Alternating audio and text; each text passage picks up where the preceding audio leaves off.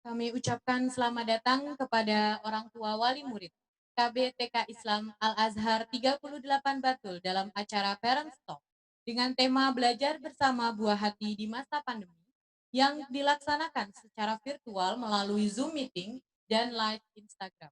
Kepada wali murid yang sudah hadir dapat mengisi daftar hadir yang sudah kita bagikan linknya di dalam grup kelas. Bismillahirrahmanirrahim. Assalamualaikum warahmatullahi wabarakatuh. Alhamdulillahirabbil alamin wa bihi nasta'inu ala umurid dunya waddin. Asyhadu an la ilaha illallah wa asyhadu anna Muhammadan abduhu wa rasuluh. Rabbi shrahli sadri wa yassirli amri wahlul 'uqdatam min lisani yafqahu qawli. Yang terhormat Ibu Weldian Cicana, SPSI Psikolog. Yang kami hormati Ibu Suhartini MPD, Wakabid Kurikulum dan Akademik, Sekolah Islam Al-Azhar Yogyakarta. Yang kami hormati Ibu Tutwuri SIP SPD, Kepala Sekolah KBTK Islam Al-Azhar 38 Bantul.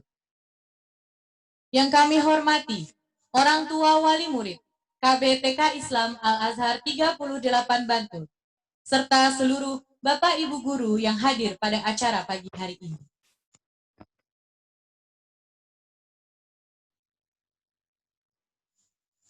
Puji syukur marilah kita panjatkan kehadirat Allah Subhanahu wa Ta'ala dunianya, sehingga pada pagi hari ini kita dapat berkumpul bersama dalam acara Parents Talk, sarasehan dan sharing bersama psikolog yang pada kesempatan kali ini mengambil tema belajar bersama buah hati di masa pandemi. Sholawat dan salam marilah kita senantiasa haturkan kepada junjungan Nabi Muhammad Sallallahu Alaihi Wasallam yang syafaatnya akan selalu kita nantikan di akhir zaman. Bapak dan Ibu yang saya hormati, berikut saya bacakan susunan acara pada pagi hari ini. Acara yang pertama yaitu pembukaan. Acara yang kedua, sambutan Kepala Sekolah KBTK Islam Al-Azhar 38 Bantul. Acara yang ketiga, sambutan Wakabid Kurikulum dan Akademik Sekolah Islam Al-Azhar Yogyakarta. Acara yang keempat yaitu Parents Talk dengan narasumber. Acara yang kelima,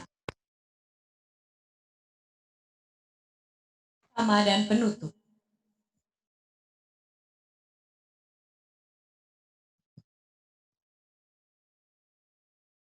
Sebelum acara dimulai, marilah kita buka dengan membaca basmalah bersama-sama.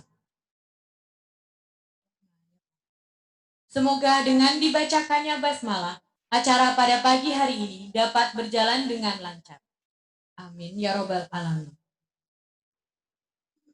Acara selanjutnya yaitu sambutan-sambutan kepada yang terhormat Ibu Suhartini dan Ibu Tutwuri.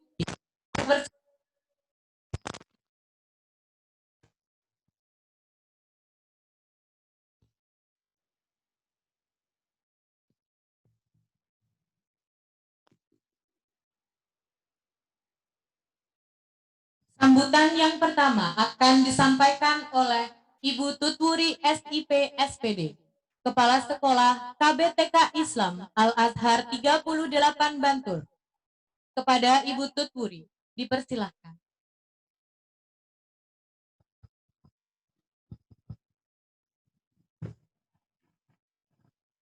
Bismillahirrahmanirrahim. Assalamualaikum warahmatullahi wabarakatuh. Yang terhormat Ibu Weldian Cicana, SPSI Psikolog, Konselor Tumbuh Kembang dan Pendidikan Anak dari Fokus Konsultan Yogyakarta.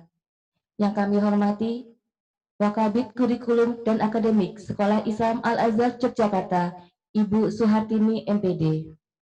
Yang kami hormati Bapak dan Ibu Wali Murid KBTK Islam Al-Azhar 38 Bantul, ke segenap guru karyawan KBTK Islam Al-Azhar 38 Bantul yang saya banggakan. Alhamdulillah, puji syukur kehadirat Allah Subhanahu wa Ta'ala yang berkenan melimpahkan rahmat-Nya kepada kita sehingga kita bisa berkumpul dalam acara Parents Talk secara virtual tanpa kurang satu apapun. Tak lupa, salawat serta salam semoga tetap tercurahkan kepada junjungan kita, Nabi Muhammad Sallallahu Alaihi Wasallam, yang selalu kita banggakan, yang selalu kita harapkan syafaatnya. Bapak dan Ibu semua, terima kasih banyak telah meluangkan waktu untuk mengikuti acara Parents Talk yang pada kali ini mengangkat tema belajar bersama buah hati di masa pandemi. Di masa pandemi ini, pembelajaran jarak jauh merupakan pilihan yang paling sesuai untuk anak PAUD. Dengan mengacu pada protokol kesehatan COVID-19, yaitu dengan pembatasan fisik, guna mencegah penularan COVID-19. Melalui pembelajaran jarak jauh, proses belajar mengajar tetap berlangsung tanpa perlu tatap muka secara langsung. Pendidikan dapat dilakukan di sekolah, di rumah, atau dimanapun kita berada. Khusus untuk anak PAUD, kegiatan belajar membutuhkan dukungan penuh. Oleh sebab itu, ucapkan banyak-banyak terima kasih kepada orang tua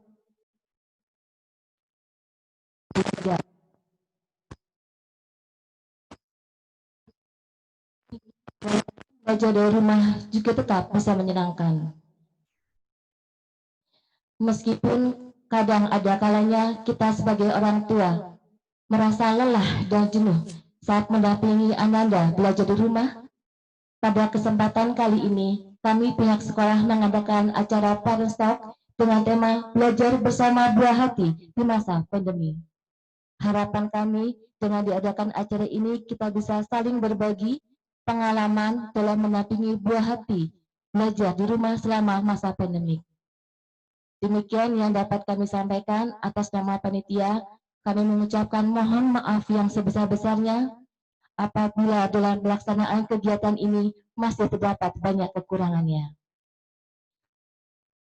Dari seluruh keluarga besar KBTK Islam Al-Azhar 38 Bantul, agar kegiatan seperti ini dapat kami laksanakan secara berkah. Saya akhiri. Wassalamualaikum warahmatullahi wabarakatuh.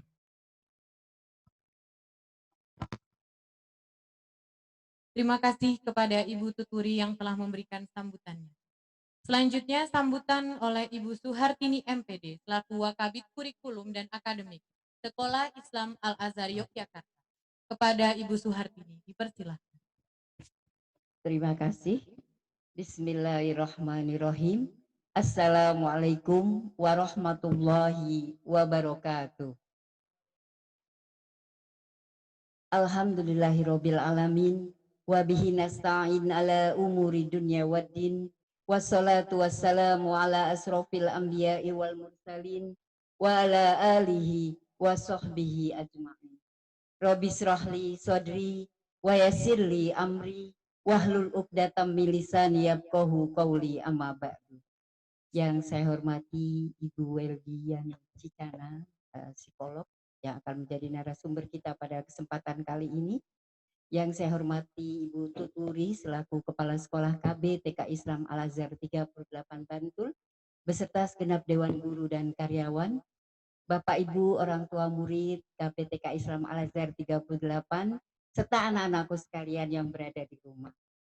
Alhamdulillah, puji syukur kita panjatkan kehadirat Allah Subhanahu wa Ta'ala yang senantiasa memberikan berbagai macam kenikmatan kepada kita, terutama nikmat iman, Islam, kesehatan, dan kesempatan, sehingga pada pagi hari yang berbahagia ini kita dapat bersama-sama mengikuti kegiatan Parents Talk KBTK Islam Al-Azhar 38 Bantul dengan tema belajar bersama buah hati di masa pandemi.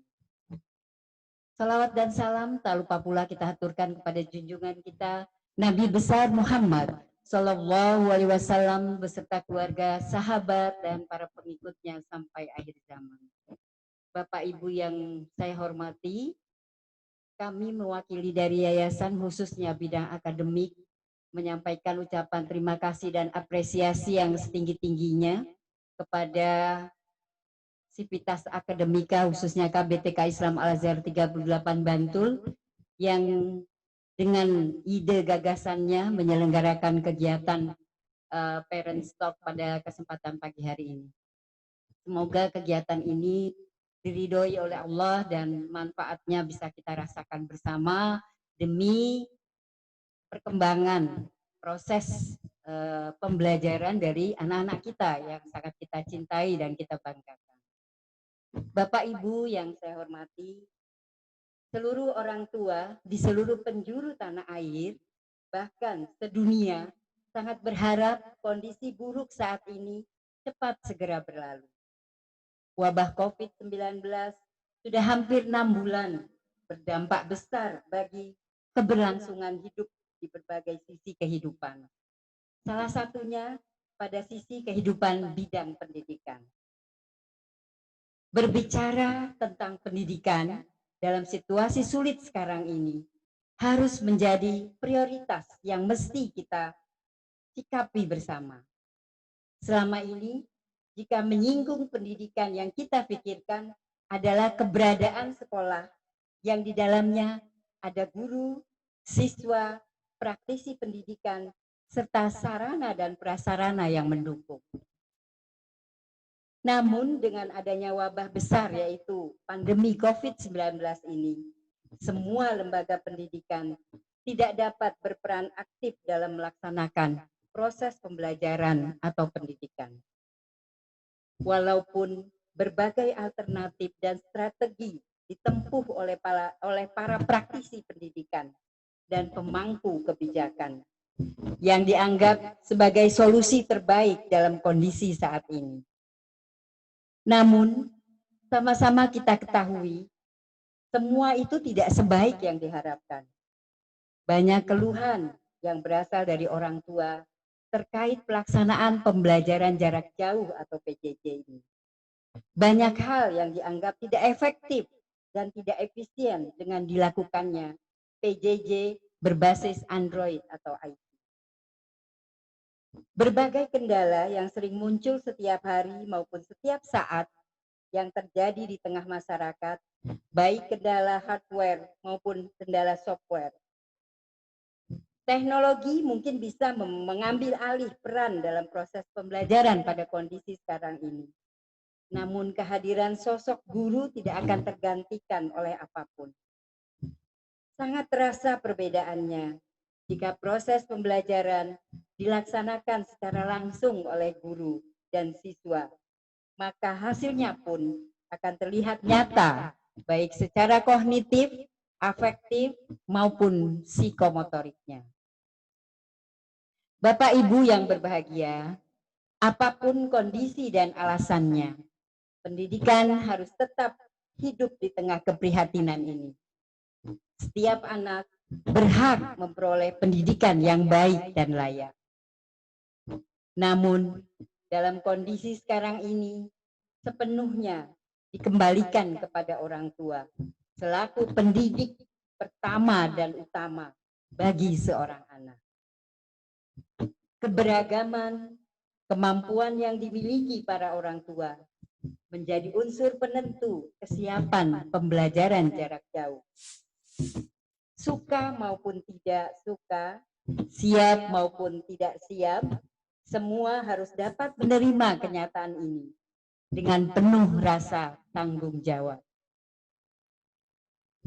Terakhir, Bapak dan Ibu serta anak-anakku sekalian, walaupun berbagai penekanan terkait pelaksanaan proses pembelajaran pada masa pandemi ini sudah ditentukan, seperti guru harus tetap berkomunikasi dengan murid dan tetap memberikan bimbingan pada muridnya secara jarak jauh, semua itu akan terlaksana ketika kedua belah pihak antara Bapak Ibu sebagai orang tua dan Bapak Ibu guru di sekolah saling bersinergi, saling mendukung dan berperan aktif.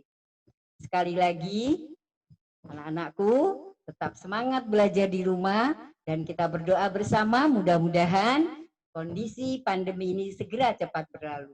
Dan Allah Subhanahu wa taala senantiasa melindungi kita semua. Amin ya robbal alamin. Demikian yang bisa saya sampaikan, kurang lebihnya mohon maaf. Billahi taufik wal hidayah. Wassalamualaikum warahmatullahi wabarakatuh.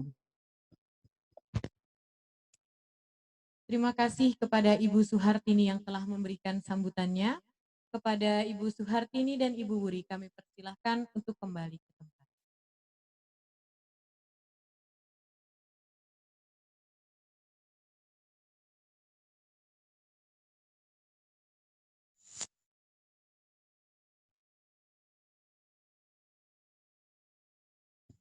Ayah dan Bunda yang dimuliakan Allah, sampailah kita pada yaitu Parents Talk dengan tema belajar bersama buah hati di masa pandemi.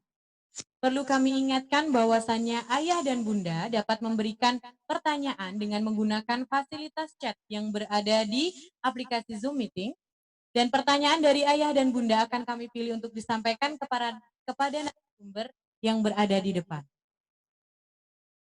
Langsung saja, marilah kita sumber kita. Beliau adalah seorang konselor tumbuh kembang dan pendidikan anak dari Fokus Konsultan Yogyakarta, Ibu Weldi Cana. Kepada beliau, Ibu Weldi, kami persilahkan.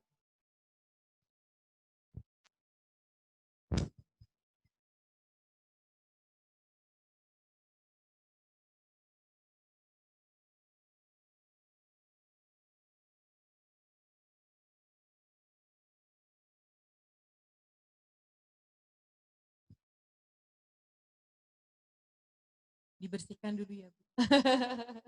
Ya, kali ini acaranya akan santai, Bunda. Ayah dan Bunda dapat nanti berinteraksi dengan Bu Weldi melalui kolom chat. Bisa dari sekarang mungkin dipersiapkan pertanyaan yang menjadi kegelisahan ayah bunda sekalian. Bisa dipersiapkan pertanyaannya, nanti sambil menunggu Bu Weldi untuk memberikan pemaparannya, ayah dan bunda dapat bertanya melalui kolom chat. Coba dulu, Bu.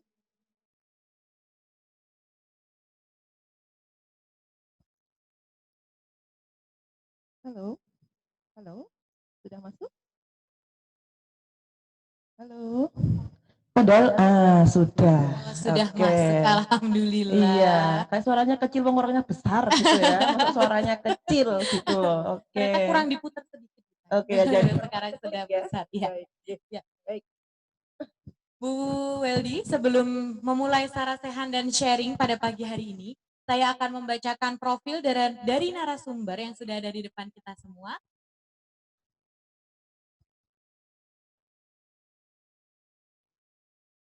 Nama lengkap Weldian Cicana, nama panggilan Bu Weldi atau Miss Weldi. Pendidikan formal yang ditempuh yaitu Fakultas Psikologi Universitas Wangsa Manggala tahun 2001, Fakultas Ilmu Pendidikan Universitas Sarjana Wiyata Taman Siswa tahun 2007, Magister Profesi Psikologi Universitas Mercu Buana Yogyakarta tahun 2011. Pendidikan formal yang pernah diikuti oleh Bu Weldi yaitu Educational Home Therapy for Autism di Singapura pada tahun 2014 dan 2015. Autism Treatment and Therapy di Tainan, Taiwan pada tahun 2015. Dan pengelola pendidikan untuk anak berkebutuhan khusus di Jakarta pada tahun 2016. Untuk pengalaman kerja dan juga pengalaman organisasi Bu Weldi yaitu menjadi narasumber dan keynote speaker di berbagai workshop dan training yang diadakan di sekolah, lembaga, maupun kedinasan. Selanjutnya yaitu tim seleksi program magang Jepang, dan selanjutnya educator dan programmer pengelolaan kegiatan edukasi dan stimulasi anak berkebutuhan khusus di rumah. Selain itu, Bu Weldi juga menjadi konselor tumbuh kembang di berbagai sekolah di wilayah DIY dan juga sebagai pemilik Fokus Konsultan Yogyakarta. Nah, itu tadi profil yang dapat saya sampaikan dari narasumber kita hari ini yang sangat keren ya, Bu Aduh, Eldi. kayaknya banyak banget tirik-tirik gitu ya. Iya, Oke. lebih banyak dari ini sudah saya coba ringkas, Bu. Aduh, Karena Bu padahal Eldi tuh, belajarnya nah, banyaknya dapatnya dari jalan loh Bunda ini. wah keren sekali ya. Oke ya. Bu Eldi dengan pengalamannya dari dalam bidang ini ya Bu, pendidikan. Betul, iya. Jadi memang basicnya ini kalau agak grog-grog berarti kena facial ya Bun ya. Udah hafal kalau yang ikut Google gitu. Jadi kalau mak grog-grog itu berarti kena ini loh Bun. Nah ini gini ya. Ya, kena Iya. facialnya. Jadi kalau dok bukan kesalahan sound sistemnya ya. Iya, jadi memang basic saya di psikologi pendidikan Bunda. Nggih. Jadi saya itu nyedolannya itu di sekolahan-sekolahan ya, bukan yang di rumah sakit. Ya, jadi ketemunya sama anak-anak yang Beldi anak saya itu nggak mau baca bukunya Doncalke. Nah itu jadi ya Beldi anak saya itu kok nggak bisa diam nek delik neng longan ibu ditutui. Nah jadi ketemunya yang seperti itu Bunda. Nggih. Lebih seperti itu Bunda. Nggih. Nah, itu tadi sedikit cerita dari Bu Eldi ya mengenai khususnya Bu Eldi sangat concern di bidang pendidikan anak dan juga anak-anak berkebutuhan khusus ya Bu Eldi. Nggih, betul, insya Allah. Baiklah kalau begitu, sebelum memulai pemaparan, saya akan mengingatkan kembali bahwa Parents Talk kali ini akan terbagi dalam 2 sesi, yaitu sesi pertama pemaparan oleh Ibu Weldy, kemudian sesi kedua yaitu diskusi serta tanya jawab. Ayah dan Bunda dapat bertanya melalui kolom chat yang tersedia di aplikasi Zoom Meeting. Nah, baiklah tanpa menunggu lama lagi, sepertinya Ayah dan Bunda sudah tidak sabar menunggu pemaparan dari Bu Weldy. Oleh sebab itu, monggo Bu Weldy, saya persilahkan untuk memulai. Baik.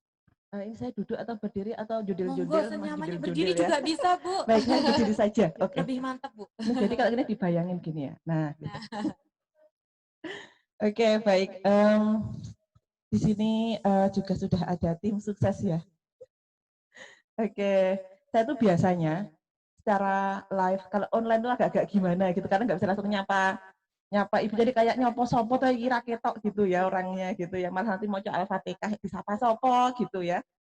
Baik, semoga suara saya jelas. Kalau mungkin suaranya tidak jelas bisa nanti chatting saja.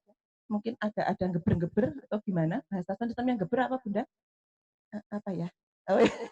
Oke, baik. Bismillahirrahmanirrahim. Assalamualaikum warahmatullahi wabarakatuh. Alhamdulillahirrahmanirrahim. Semoga mama yang di rumah juga diberikan kesehatan. Ibu yang legah di sini juga diberikan kesehatan, termasuk teman-teman tim sukses di sini. Kesehatan lahir dan batin. Oke. Kalau psikologi gitu ya Bu ya. Batin gitu ya Bu ya. Oke. Mama semoga cuciannya sudah selesai di belakang. Oke. Atau asal-asalan di wastafel sudah nggak numpuk ya Mama? Baik, semoga tetap bersemangat pagi ini. Sudah dulang putrane yang cilik. Iya. Karena biasanya Buldi, Bu, kalau jangan pagi-pagi loh, bisa jemuri baju kayak gitu. Baik, kita mungkin santai saja. Kurang lebih berapa menit Bunda Vida? Oh, nanti sama ini ya, sama oke, baik. Okay. Jadi sebelum kita mulai, Mama yuk kita mungkin kita akan relaksasi sebentar. Oke, karena tadi habis dari umbah-umbah, dari masak buat suami, buat anak, pit-pitan mungkin ya, Ma, mumpung RT aja yang penting udah ada fotonya ya, Ma. Nah, terus mari kita sebentar duduk yang enak atau yang nyaman. Mau kalau berdiri juga nyaman nggak apa-apa. Mama silahkan kita yuk kita ambil relaksasi sebentar, kita ambil nafas dari hidung. Saya akan berikan contoh seperti ini. Aduh, ini ada buka sedikit pastelnya ya. Jadi seperti nanti. Mengambil nafas dari hidung, kita biarkan dulu turun ke leher sampai ke perut, ke dada, ke perut, lalu dihembuskan pelan-pelan. Lewat mulut, ya. Bisa. Guru di sini juga boleh, ya. Jadi supaya nanti beban-beban ya, beban mentalnya itu bisa sedikit keluar dan oksigen itu bisa ngumpul di dalam otak kita. Yuk, kita bisa mulai dulu ya Bu, biar agak lebih rileks dulu. Ambil nafas dari hidung, 1, 2, 3. Oke, turun Mama, biarkan turun ke leher, ke dada, ke perut, lepaskan lewat mulut pelan-pelan. Oke, 3 kali ya. 2. Oke, biarkan masuk ke dalam tubuh kita, lalu keluarkan lewat mulut pelan-pelan. 3. Oke, oke ya. Alhamdulillahirabbil alamin. Baik, Kita udah kasih otak kita oksigen, jadi insya Allah nanti ke depannya tidak ngantuk. Kecuali semalam Mama seperti teman-teman saya ya, kalau segini semalam nonton film Korea, jadinya ya jadinya jam segini ngantuk anggap-anggap. Kalau di Bunda di sini kan nggak ada yang nonton film Korea ya, kayaknya ya. Nggak beda ya, ya Bunda. Baik. Sedikit nanti mungkin saya hanya akan mengulas sedikit yang saya temui selama 6 bulan ini Bunda. Jadi 6 bulan saya dicurhati sama banyak mama-mama, banyak guru-guru. Ini saya jadikan satu di materi, ya. Mungkin nanti bisa diklikkan di depan, Pak Operator, ada ya yang kemarin, nah di PPT saya. Untuk saya paparkan di sini, mungkin nanti kita ngobrol asik saja supaya nanti Bunda di rumah juga tidak sepaneng. Baik, kemarin saya mendapat info dari Bu Fida bahwa kita belajarnya tentang belajar hari ini tentang ini aja, mendampingi anak di era pandemi. Oke.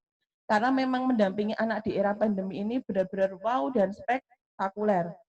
Jadi saya menemukan ini aja dulu ketika saya hanya mendampingi salah satu homeschooling di Jogja. Dulu kan ada kelas Skype ya. Nah, dulu jadi ada kelas Skype, ada program mandiri juga yang pendampingannya lewat Skype waktu dulu itu di homeschooling.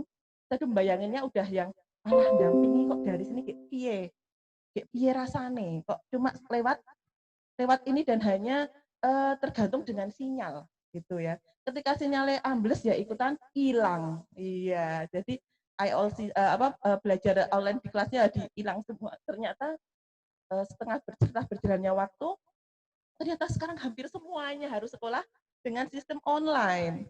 Dan ketika saya mendampingi beberapa sekolah, Ibu, permasalahannya pun beda.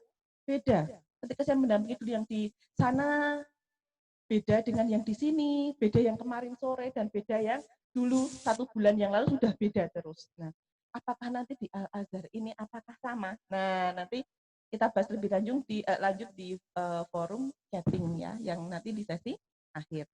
Baik, hari ini kita akan membahas tentang pelengkapnya tentang pendampingan belajar anak era pandemi. Baik, tadi sedikit sudah dikenalkan Ibu, nama saya Bu Weldy.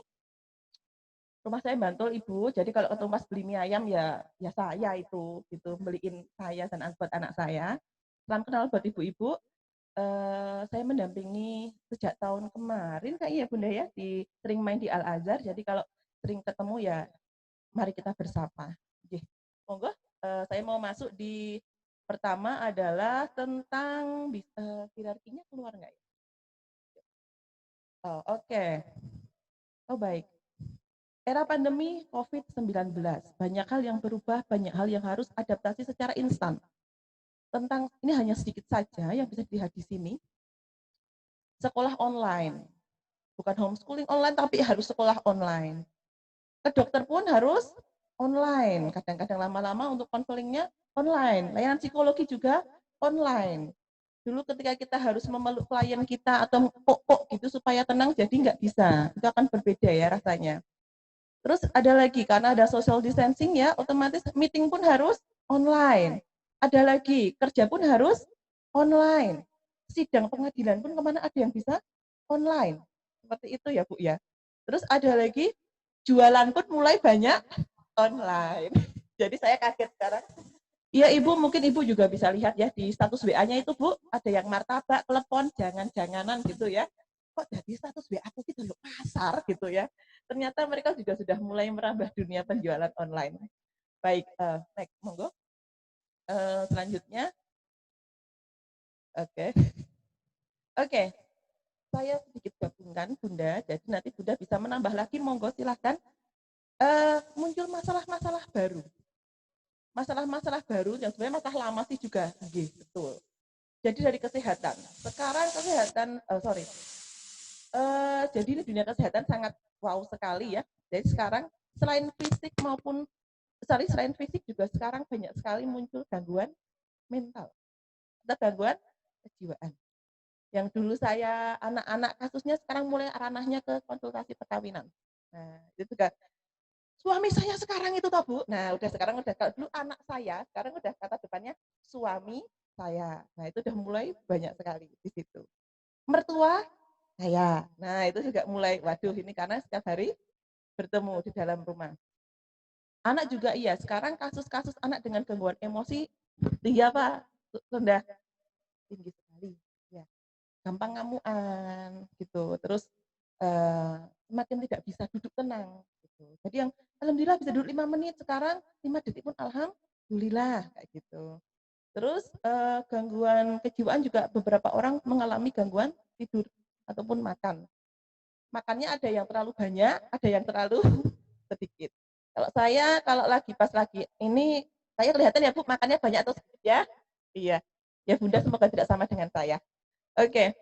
Lalu ke sosial juga jelas ada masalah. Interaksi sosial jadi terganggu. Dulu sok dolanan di depan sama teman-teman nggak jadi, dulu hangout masak bareng jadi hilang. Ekonomi jelas ya, ada beberapa perusahaan pun mulai udah gugur pelan-pelan. Pendidikan apalagi semuanya harus online. Guruku berarti harus bisa ditiru.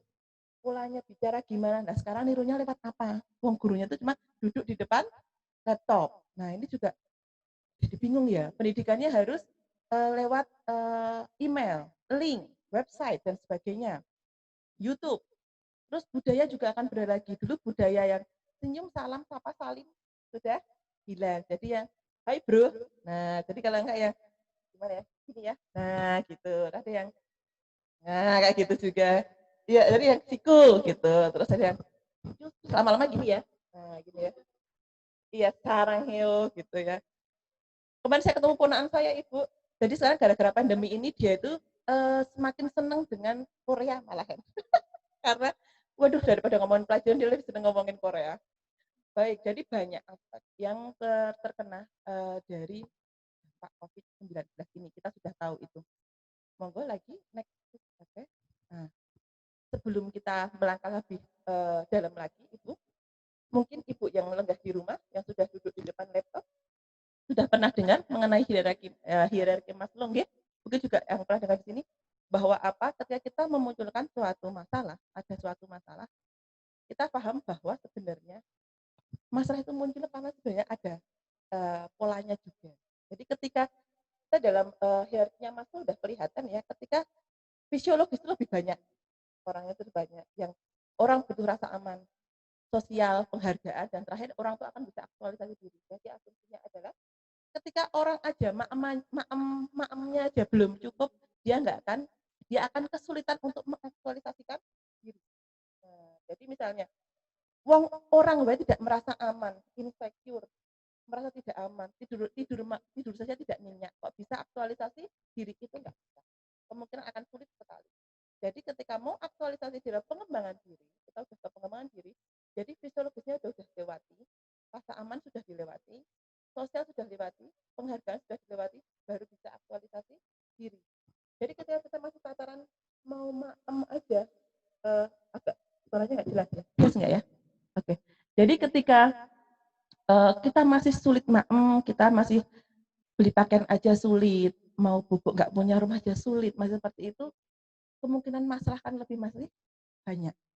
Jadi ketika saya baca-baca yang iyalah, mohon maaf ya, ketika saya baca di suatu uang wis duwe duit akeh yo rapopo ning jero omah lah, kalau nggak gerak nggak dapat apa sering dengar yang seperti itu ya. Bunda-bunda juga mungkin sering baca seperti itu ya, karena mungkin tataran mereka masih di tahapan di situ. Kalau sudah orang yang aktualisasi misalnya keluarganya si Nia Ramadhani, nah itu juga dia mungkin nggak mikir untuk fisiologis atau rasa aman seperti itu ya, mungkin dia sudah sampai ke aktor bisa yang jepret-jepret di rumahnya dengan miliaran rupiah gitu ya, kemarin ya saya lihat di TV itu seperti itu. Jadi memang ini juga nanti ada apa ya, kurang lebih ada hubungannya dengan masalah-masalah kita sehari-hari. Ini hanya untuk pengetahuan umum saja. Monggo selanjutnya. Oke, ini sedikit. Kenapa sih orang tua merasa kesulitan mendampingi anak belajar di era pandemi? Ini data saya berasal dari baca-baca, juga dari hasil curhat sendiri dari teman-teman yang kami dampingi. Satu, kenapa orang tua merasa kesulitan mendampingi anak di era pandemi? Satu, karena rutinitas berubah secara ekstrim, Bunda. Jadi yang dulu bisa santai keluar, itu sekarang udah belas nggak boleh. Malah sekarang kalau keluar-keluar dulu sempat di beberapa daerah itu bahkan kalau ada jam malam, terus sampai kalau benar-benar ada keluar dari tempat yang warnanya merah benar-benar ditidurin di KUD, dan seperti itu ya. Ada orang terus yang berubah secara ekstrim, akhirnya kita, daripada engkau ditidurin di KUD, lebih baik aku di rumah saja. Dan ada beberapa aturan-aturan yang tidak boleh keluar ini. Perumahan portalnya ganda, yang dulu buka kiri kanan, akhirnya semuanya ditutup. Semuanya kalau masuk harus ditembak. Kalau bahasa penaan saya, nanti kalau masuk rumah ditembak dulu, Bude. Ya, ditembak. Semuanya harus ada tataran seperti itu. Komunikasi orang tua dan pihak sekolah juga kadang kurang lancar. Karena apa? Kadang tidak semua orang mempunyai komunikasi yang baik, sehingga bisa melakukan komunikasi efektif. Itu juga bisa dalam mendampingi anak belajar di rumah itu kadang-kadang kacau. Maksudnya misalnya, "Bu, sudah kami WA-kan di sini." "Di mana, Bunda?" "Di grup sudah saya WA-kan." "Wah, saya ternyata japri, nggak lihat grup. Ternyata sudah scroll-nya terlalu banyak." Sering ya seperti itu ya. Jadi, "Oh, di atas saya pas nggak baca." Nah, itu jadi kadang juga komunikasinya dua arah, kadang pedot, nah putus di tengah-tengah seperti itu. Selanjutnya, kesulitan beradaptasi dengan teknologi. Ini terjadi ketika saya kemarin ketemu dengan klien saya, karena mamanya itu keluar kota, jadi yang mendampingnya eyang, dan eyang itu aja kalau WA itu tunul-tunul. Jadi yang, "Iki piye to kok pindah dhewe iki piye?" Kayak gitu. Kok disuruh buka link, disuruh buka, dia disuruh harus gabung di beberapa, channel-channel tertentu, seperti itu. Harus dan download beberapa materi. Akhirnya anaknya selama 1 bulan nggak mengerjakan apa. Karena memang eyangnya itu tidak bisa mendampingi. Nah ketika, "Lah eyang sagednya nopo? Bisanya apa?" "Saya tuh WA-an aja diajari sama anak saya, Bu. Lah kok saya disuruh ceklik-ceklik, ngeling-ngeling." "Oh, nggih," gitu. Itu belum ketika saya dampingi yang Nuwun Sewu, yang daerah betul. "Bu, kenapa cucunya kok tidak didampingi?" "Saya mepeh gabah, Bu Eldi." "Oh, nggih." Ya, kalau ya ada seperti itu udah baik, kita juga harus membuka mata bahwa ada orang-orang yang bekerja di sektor itu. Terus, "Bu, kenapa kok kemarin itu tidak dibuka yang pengumumannya di sekolahan?" "Saya itu belum ngambil gaji, nggak bisa beli kuota." Itu juga banyak sekali. Terus kalau enggak malah kalau dikasih handphone itu malah anaknya pengen nonton YouTube, Bu. Jadi mendingan nggak usah sekolah aja. Nah, itu juga banyak masalah ketika saya kemarin harus dengan, ya berjibaku saya mendampingi beberapa sekolah juga yang, owalah ternyata banyak sekali ya, cerita di balik ini semua. Jadi kesulitan beradaptasi dengan teknologi. Bahkan beberapa, yang di Gunung Kidul sebelah, pinggir Pundong naik itu, sinyalnya juga gelap-gelap. Kalau kena angin ikut ngidul gitu ya, Bu, ya. Sinyalnya ikut ngalor gitu ya. Jadi kalau habis maghrib itu atau kalau jam berapa gitu biasanya sinyalnya jelek, Bu, sampai mereka tuh hafal. Dan mereka harus beli 2 kartu, ada kalau di XL sama Simpati seperti itu. Kalau dulu kan kayaknya Telkomsel udah ini semua, tapi kemarin juga nggak bisa, Bu, tetep nggak bisa. Oalah, baik. Seperti masalah kecil-kecil seperti ini ternyata banyak sekali ya ditemukan. Nggih.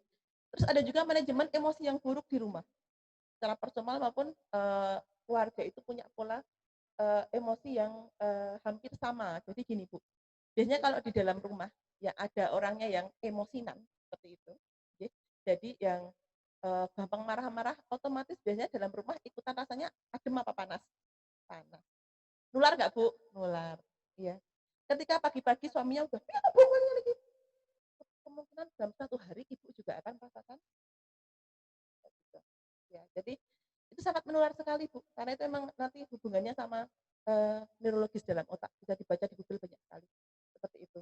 Jadi kenapa kalau orang marah itu dideketin rasanya panas. Nah, ini beda, Bu, dengan saya panas kan di depan lampu, ya. Baik, selanjutnya, manajemen emosi yang buruk di anak juga pernah saya paparkan waktu dulu kita yang ada NST itu ya. Pernah saya bahas sedikit ya, Bu, bahwa emosi anak itu juga bisa karena pola asuh dalam kandungan seperti apa. Bahkan beberapa organ area otak yang berkaitan dengan emosi itu bisa karena genetik. Nah, jadi ketika memang sekeluarga seperti itu, bisa nggak anak seperti itu? Ya, bisa. Banyak ilmu di situ yang bisa dibaca di Google maupun di jurnal. Kondisi ekonomi yang kurang baik, jelas ya, Bu, ya, seperti saya temukan di beberapa tempat, beli kuota 50.000 aja harus nunggu 1 minggu buat nunggu gajian, seperti itu masih banyak. Beli kuota nembungnya gimana pun masih bingung, Bu, beli kuota yang untuk sekolah anak saya, itu aja masih bingung. Dan mereka ada beberapa orang yang benar-benar nggak paham dengan apa itu paket internet. Jadi apalagi teman-teman yang kami dampingi untuk anak SLB itu kayak belas nggak ada kegiatan. Ya seperti itu. Nah, gimana mereka anak autis disuruh depan HP ya nanti dia akan cuma lari-lari atau malah HP-nya kebanting ya. Seperti itu. Diidak juga bisa. Nah, terus ada juga tingkat pemahaman atau kemampuan orang tua yang berbeda-beda. Seperti saya ketemu dengan Simbah tadi, Mbah, saged buka Google Meeting boten. Kuwi iki apa? Oh, nggih. Mbah kula ajari nggih. Ya 1 2 ceklik-ceklik 2 langkah bisa, kalau udah 3 langkah dadah goodbye. Jadi, waduh iki ora iso. Dan ternyata yang didampingi oleh Simbah atau Bude itu banyak atau sedikit? Banyak. Karena ibu kalau pagi harus bekerja. Iya. Jadi menjadi tidak efektif sekali. Terus adanya peran ganda bagi seorang ibu. Ini yang sangat saya lihat. Jadi ketika saya bertemu dengan mamah-mamah gitu, udah Bu, saya pokoknya selama pandemi ini kerjaan saya tambah banyak banget rasanya gitu. Ya sebagai guru, sebagai istri, sebagai ibu, nanti sebagai tim kurikulum di rumah, nanti sebagai tim sarpras kegiatan anak di rumah cari APE, kayak gitu, nanti belum tim momong garwane ya. Jadi misalnya bapak pengen, mah aku dimasakai golek iki ya, mah aku pengen gini ya, jadi waduh ini juga keluarga seorang ibu benar-benar mendapat peran ganda. Jadi ketika banyak yang bilang yang kakung mencari nafkah itu akan stres, enggak, yang perempuan pun semakin banyak yang jadi saya sekarang kalau malam kenapa kepala saya sakit sekali. Kenapa sekarang sampai saya gampang sesek nafas. Itu kebanyakan iki wis mulai ngampet iki. Ini udah mulai harus dipiknik ini ya gitu ya. Nanti matur sama ayah ya Bunda nyuwun piknik yang aman. Itu jadi banyak sekali. Terus ketika udah bisa jalan-jalan ke mall misalnya, oh sekarang mallnya ditutup lagi. Iya, jadi banyak hal yang beberapa kesenangan yang bisa kita buat buat senang kita itu ada yang mulai hilang atau masih mendapatkan peraturan yang ketat. Baik, monggo selanjutnya untuk materi yang oke. Oh ini oke. Kesulitan anak sekarang, kalau kita melihat pada kesulitan anak belajar di era pandemi, kita bisa melihat juga satu, ketika saya melihat beberapa anak-anak yang kami dampingi, ternyata yang paling kelihatan sekali adalah bahwa gaya belajar online itu tidak cocok untuk semua anak, terutama untuk anak dengan gaya belajar kinestetik. Wah, itu sampai kalau untuk anak auditori atau reader ya, untuk yang yang dia visual gitu masih bisa lihat. Saya masih bisa duduk gitu ya. Tapi kalau untuk anak-anak kinestetik kok kayaknya nanti porsinya bisa pindah di mana, laptopnya bisa pindah di mana. Iya. Jadi ketika saya pernah observasi salah satu sekolah di Jogja, anaknya itu jadi kalau waktu itu anaknya kelas 1 SD ya, tapi masih usia 6 tahun karena memang dia udah bisa di SD X itu 6,3 atau 4 usianya. Jadi dia sekolahnya itu Bu, laptopnya dibawa kemana-mana sampai di taman, di kolam renang, di kamar tamu, kali dewe ditinggal. Jadi langsung saya nanya kan, dia ngomongnya Inggris ya Bu, jadi laptopmu di mana? Gitu. Terus dia bilang, tadi di mana ya? Gitu. Jadi oh nanti lali nih laptop. Karena dia Bu nggak bisa duduk. Dia yang jalan terus, apalagi yang TK.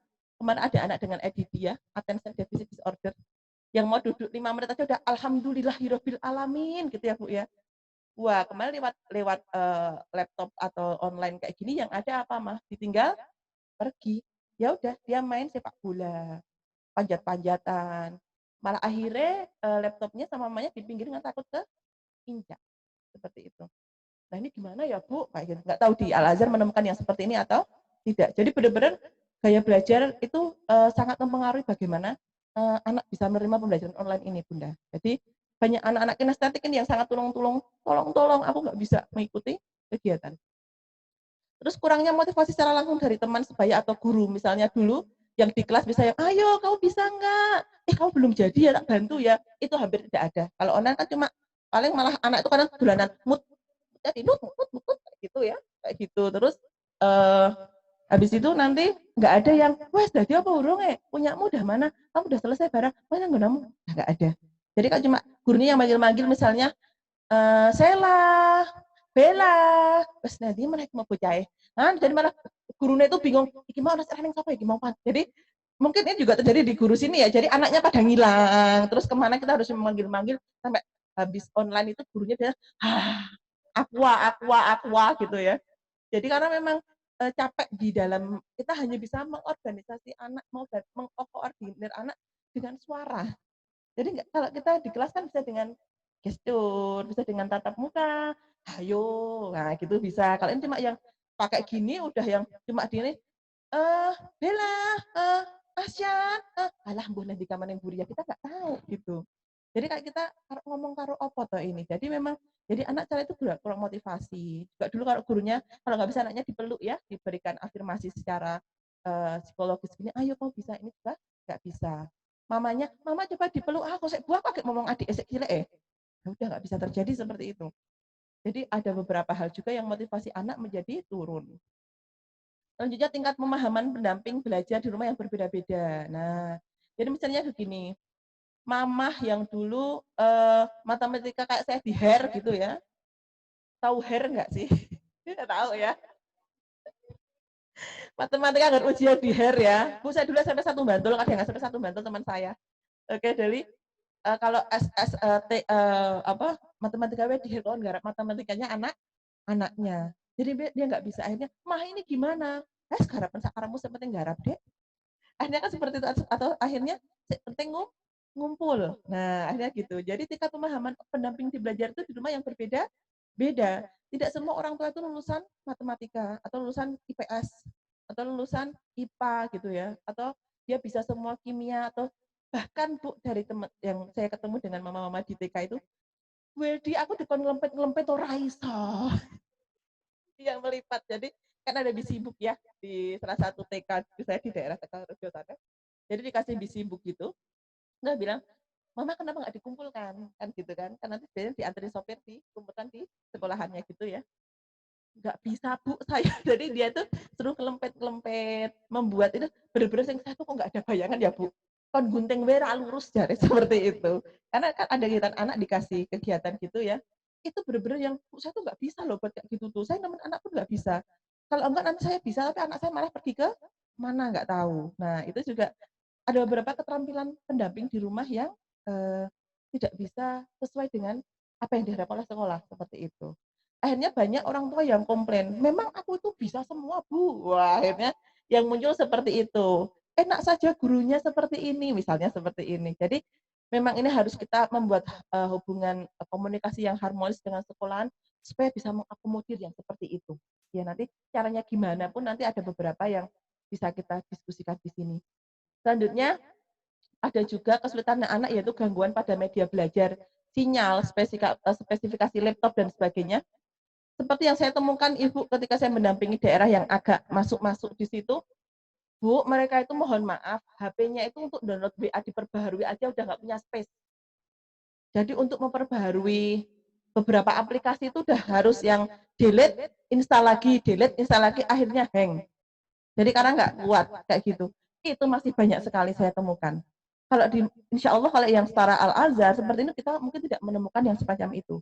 Tapi ketika saya mendampingi beberapa sekolah di sana yang, waduh, HP newe bahasane iki ongkone wis ilang. Jadi wis ora ketara. Jadi wis punyek-punyek kayak gitu. Kocone wae wis bentet. Arep tinggal download ngene iki piye ini kayak gitu. Jadi Bu nggak bisa ya karena speknya berbeda. Punya laptop nggak Ibu? Enggak. Yang punya siapa? Pinjem tetangganya. Akhirnya seperti itu. Makanya beberapa sekolah itu kayak punya kelompok kecil per 10 orang atau per 5 orang gitu ketemuan di sekolah. Ada yang seperti itu. Karena memang benar-benar tidak punya. Iya. Terus juga ada yang anak melakukan gagal adaptasi dari awal. Jadi memang udah nggak seneng. Akhirnya ketika mau denger Dek, sekolah online gitu udah nggak mau ya udah lari. Saya nggak tahu juga sih. Jadi nanti orang tua malah justru mbak wes lah yang penting ini itu harus segera dikomunikasikan dengan pihak sekolah ya. Mungkin ada lagi Bunda yang bisa efek terhadap orang tua. Adanya gangguan kesehatan mental dan fisik jelas ya. Jadi beberapa orang kemarin saya minta untuk Bunda ngisi angket tentang stres ya, saya bilang kayak gitu. Hasilnya tinggi apa rendah? Tinggi. Tinggi sekali, oke. Gangguan kesehatan stres. Beberapa juga sudah mulai mengarah ke depresi, gangguan tidur, pusing tidak sembuh-sembuh, terus asam lambung yang terus meningkat, terus dia sampai yang gumoh-gumoh atau muntah-muntah terus seperti itu. Emosi yang fluktuatif, jadi hal sepele bisa langsung duor. Yang cuma misalnya, "Mah, tadi itu mana tuh seragamku?" "Kamu itu ya." Jadi, wong anak mau golek seragam kok bisa sampai marah seperti ini. Sebenarnya itu bukan karena anak, tapi ada tumpuan-tumpuan yang tidak terselesaikan, unfinished business. Iya, seperti itu. Runtuhnya komitmen perkawinan juga iya. Jadi memang banyak sekali yang mulai masuk di tahap ini. Jadi mulai komitmen perkawinan udah mulai agak ini akhirnya membawa dampak emosi juga di orang tua. Figur negatif untuk anak akhirnya seperti ini. Jadi akhirnya orang tua menjadi figur yang negatif karena setiap hari marah-marah. Jadi yang kemarin ketika ada tugas salah satu SD X ya di Taiwan, terus kemarin dia bilang ceritakan tentang figur ibu kamu. Yang dia omongan adalah ibu saya suka ngomel. Bagaimana ibu kamu kan your mommy gitu, your mommy, oke ceritakan tentang ibu kamu gitu dia bilang. Ibu saya tuh seneng ngomel-ngomel, yang keluar ada itu. Oh oke, kenapa ya gitu. Jadi mulai seperti itu juga. Jadi figur untuk anak ibu saya tuh sukanya kak nyuruh-nyuruh terus. Ada dia tanya apa, kenapa sampai anak kelas 1 aja bisa ngomong seperti itu ya gitu. Terus munculnya ketidakpercayaan anak terhadap orang tua. Jadi, "Ah, mama mending nggak bisa loh, udah tak bilangin kok mama tuh." Nah, terus, "Mau lah tak bi mama tuh mesti nggak bisa kok, udah tak ngeyel toh ma." Nah, jadi kayak anak jadi kehilangan kepercayaan terhadap orang tua. Kayak misalnya, "Aduh mama wes ra iso deh," ini akhirnya, "Kenapa kamu nggak tanya mama kalau nggak bisa?" "Kan mama kemarin udah nggak bisa toh ma," gitu. Apalagi anak-anak verbal atau anak yang dia dengan data, "Waktu matematika kamu udah nggak bisa, kemarin bahasa Indonesia juga udah nggak bisa, waktu kita ngitung IPA tuh nggak bisa, terus kemarin juga mama nggak bisa. Ngapain saya nanya mama?" Waduh lah kok anakku masih ingat semua ya tentang ketidakkeberdayaan saya. Nah, anak-anak dengan data kayak gitu, wah nggak bisa dikomplain kayak gitu. Terus hancurnya hubungan sekolah dengan orang tua, akhirnya apa? Mohon maaf, akhirnya orang tuanya, "Ah, sekolahan ki mau golek penake dhewe." Misalnya muncul ya seperti itu, atau misalnya muncul yang, "Ah, sekolahane terus ra ngopo-ngopo, saya tetep bayar SPP." Nah, seperti itu. Nah, itu kalau nggak didiskusikan dengan pihak sekolah nanti akan bisa hancur hubungan kekeluargaannya. Akan hancur nanti transfer knowledge yang harusnya positif menjadi negatif. Nah, itu harus segera dikomunikasikan. Jangan terus langsung anaknya misalnya dicutikan.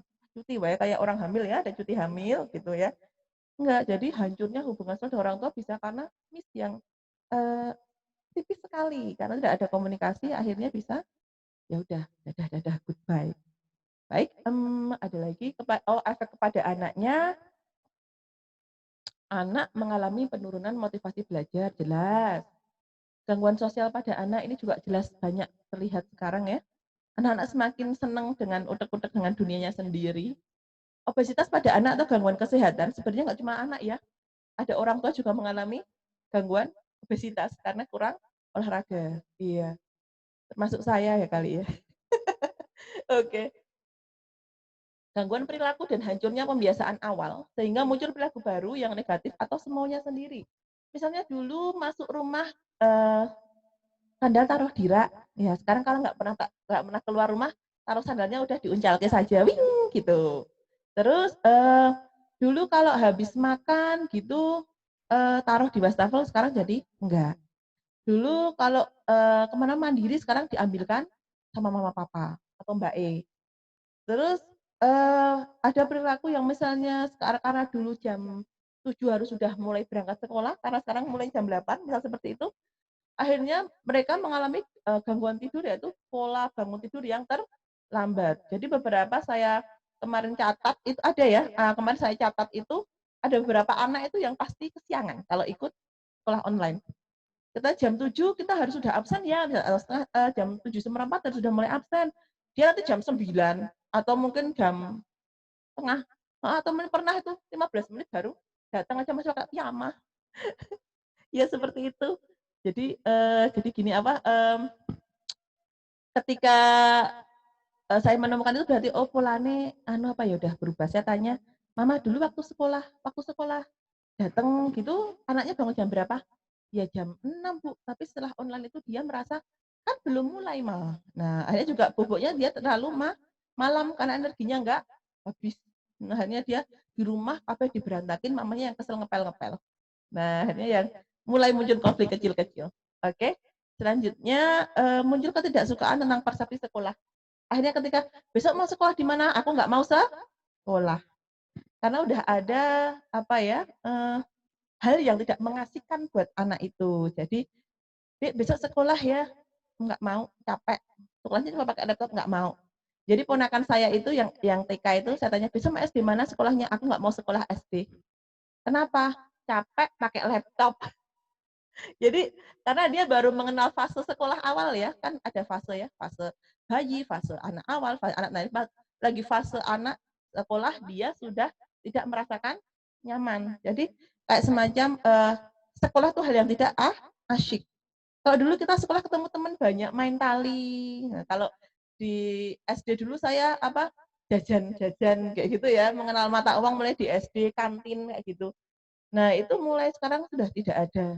Ini mulai ada hal-hal yang seru yang mulai hilang. Ini juga nanti kita harus tinjau lebih lanjut. Baik, mungkin masih ada lagi slide-nya. Oh, oke, yang terakhir ya ini, apa yang harus kita lakukan? Satu, memahami kemampuan atau keterbatasan diri. Kalau kita mau bubuk, Mama, kalau kita mau tidur atau kita sudah malam itu kita bisa membuat namanya self evaluation. Jadi kita mengevaluasi diri kita sendiri, memberi nilai diri kita sendiri. Misalnya hari ini kita ambil marah, marah terus rajin sama misalnya apa ya? Ya 2 aja itu aja dulu. Hari ini marahku nilainya berapa ya? Wah, katanya hari ini marahku nilainya 9 ya. Tinggi banget ya poinnya. Berarti besok insya Allah tak turunkan lah jadi gitu apa 6. Ya jadi 2 ya alhamdulillah. Jadi kalau mau tidur kita kayak semacam kita melakukan self evaluasi kerajinanku mungkin hari ini aku rajin ra yo apa salah-salah ra sido wah berarti mulai tak ini lagi nah kita boleh jadi ketika mau seperti saya itu kalau mau malam gitu mulai kayak aku hari ini ngapain aja tak evaluasi apa yang bisa saya lakukan besok supaya bisa lebih baik daripada hari inilah yuk dilakoni dengan tidak mengulangi hal yang buruk hari ini tidak diulangi untuk besok hari nah saya seperti itu mencari jalan keluar dengan diskusi atau literasi ini kalau misalnya saya sendiri setiap hari saya harus baca setidaknya ada jurnal atau bacalah apa artikel di Google. Jadi setiap hari saya baca tentang apapun gitu. Karena sekarang lagi senang baca kurikulum luar negeri ya. Jadi setidaknya tak coba baca-baca itu setidaknya bisa membiarkan otak terus bisa agak lebih terbuka dalam melihat sesuatu daripada kita cuma yang mengeluh dan terus mengeluh seperti itu. Terus mengolah komunikasi baik dalam keluarga maupun sekolah ini juga harus diberikan ruang. Jadi beberapa sekolah itu sudah mulai membuat grup WA yang isinya tentang kayak komplain, masukan tentang era pandemi ini dengan pendekatan yang kekeluargaan. Jadi udah ada grup. Jadi kalau ada komplain apa silahkan menghubungi ini. Nah kayak gitu mulai sudah ada. Melakukan penyesuaian kebiasaan baru secara perlahan dan bertahap. Jadi memang nggak bisa langsung ada kadabra, kita langsung jadi orang yang celing itu akan sulit sekali. Karena kita udah dewasa, perubahannya pun akan pelan-pelan sekali. Mengelola emosi dengan berbagai macam pendekatan, termasuk mengelola harapan-harapan dan keinginan. Jadi maksudnya gini, misalnya gini, saya besok pagi anakku harus bisa ini bla bla bla bla banyak banget ada 10 gitu ya. Nah itu akan menjadi beban kalau kita memang sekiranya itu nggak bisa. Gitu. Jadi misalnya nah, wong anakku besok harus juara lomba lari, mau sekarang mau lomba lari aja sulit sekali. Nah, itu mulai dihilangin. Besok saya harus gini gini gini. Oh, wong kita tuh lagi pada pandemi nggak bisa. Ya udah mulai dihilangin dulu. Jadi kita mengelola harapan-harapan karena kan harapan itu sumber dari segala konflik. Jadi konflik adalah ketika harapan itu tidak sesuai dengan kita. Nah, itu masa kita nggak boleh membuat harapan? Oh, boleh. Cuma kita kelola supaya kita nggak nanti yang aduh kecewa banget seperti itu. Menata asupan dan nutrisi jelas ya Bu. Jadi ini akan berkaitan dengan energi kita. Kalau mau sekolah online juga tidak disarankan makan terlalu kenyang banget. Karena nanti bisa ngantuk. Iya seperti itu. Terus yang berpikir positif dan realistik sebenarnya. Jadi yang iki kan lagi pandemi, tapi kan bukan berarti kita harus yang aku gini-gini ya, oke, tapi kita harus tetap terbuka, kita harus realistis juga bahwa kita harus terus berjalan seperti itu. Itu tidak mudah, tapi insya Allah nanti pelan-pelan kita bisa memanajemen diri kita sendiri, baru ke keluarga kita, nanti ke anak-anak kita. Jadi selesaikan masalah diri kita dulu, iya. Jadi baru ke yang bidang lebih luas lagi seperti itu. Tapi memang harus pelan-pelan. Baik, ada lagi Bunda yang slide-nya? Sudah? Oh sudah, iya. Sampun Bunda, jadi memang sedikit sekali tadi saya paparan di sini, kita lebih banyak discuss saja, nanti mungkin saya bisa membantu atau kita bisa bersama-sama membahas tentang ini bersama Bunda Vida, nanti juga yang sudah di sini. Mungkin itu saja dari saya minta maaf kalau ada salah kata, kita bisa bertemu lagi lain waktu dengan keadaan yang lebih baik ya. Amin ya rabbal alamin. Matur nuwun ya atas waktunya. Semuanya Bunda sehat di rumah. Salam untuk keluarga. Wassalamualaikum warahmatullahi wabarakatuh. Waalaikumsalam warahmatullahi wabarakatuh. Terima kasih Bu Eldi atas pemaparannya. Ternyata saat kita ketahui sangat kompleks sekali ya hal-hal yang baru. Biasanya tidak ada seperti itu. Mulai pandemi ini banyak sekali kita harus beradaptasi dengan hal-hal yang baru, dengan berbagai macam perubahan-perubahan yang rasanya mendadak karena memang kita harus dipaksa untuk bisa beradaptasi secepat mungkin dengan keadaan. Nah, ternyata melalui observasi dan lain tadi banyak ditemukan hal-hal yang sekiranya menjadi kendala bagi orang tua secara umum ya Bu Eldi. Ternyata kita tidak sendiri ayah bunda, banyak temannya yang seperti itu. Ada yang putranya 1, ada yang ternyata kakaknya SD 2, adiknya TK, belum SMP. Nah, itu juga menjadi tantangan tersendiri untuk orang tua. Betul. Jadi semakin banyak anggota keluarga dalam rumah, itu otomatis akan semakin kompleks. Nanti belum ada eyang yut, Ya, ada bude juga di situ, ada keluarga lain juga manggon di situ. Nah itu nanti akan semakin dinamikanya wow luar gitu biasa. ya. Iya. Jadi ketika sampai Bun saya pusing banget kepalaku senut-senut, wajar. Iya karena memang mungkin sudah overload ya. Iya. Iya. Nah, Bunda Bu Eldi, saya akan mulai ini ya Bu, memulai diskusi kita di sesi kedua ini. Saya akan membacakan pertanyaan yang ada dari kolom chat ataupun dari live IG ya. Saya mulai. Ini hampir sama sih Bu sepertinya. Pertanyaan hampir mirip-mirip. Ini saya bacakan yang pertama dari Naisha TKA. Ini menanyakan bagaimana mengatasi anak yang muda